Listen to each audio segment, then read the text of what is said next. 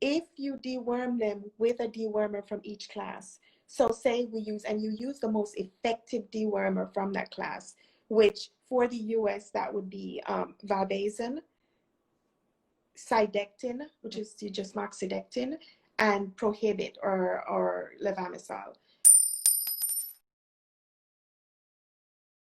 The 5-point check, this one, it takes everything into consideration. So the 5-point check actually looks at the eye, it looks at the Famacha score.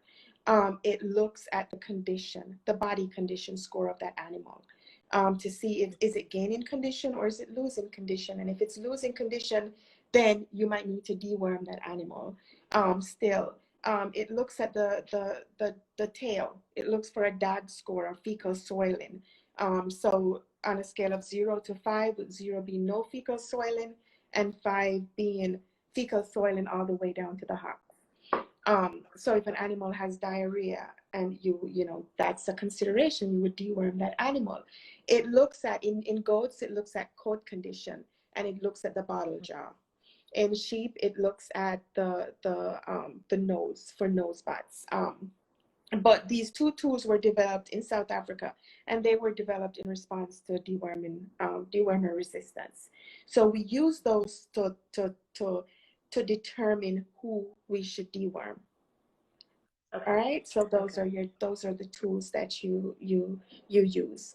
And while you're using those tools, when you find an animal that needs to be dewormed, the researchers in New Zealand found that if you deworm them with a dewormer from each class, so say we use, and you use the most effective dewormer from that class, which for the US, that would be valbazin, cydectin, which is just moxidectin, and prohibit or levamisole. We dose them with, we don't mix it or anything. We pull up the exact dose for their weight. We drench them with say valbazin, then drench them again with cydectin, then drench them again with the prohibit or levamisole. And those researchers have found that they have an additive effect. So if one drug is 80% effective, then the second drug will knock out so it knocks out 80% of the worms. The second drug will knock out a specific percentage of the 20% that's left based on its efficacy.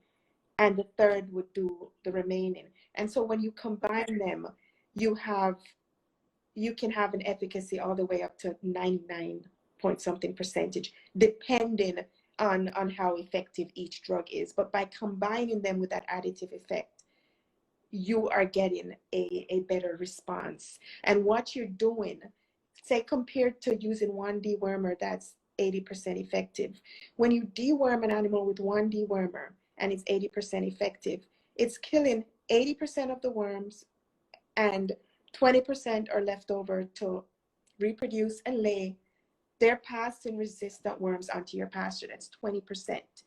When you combine all 3 dewormers and you get up to an efficacy of 90 something percent, then then an efficacy from up to 90 something percent, then it's less resistant worms that you're passing onto your farm. And what they found is that in New Zealand, in some cases, this has reverted back to higher efficacy in the individual drugs.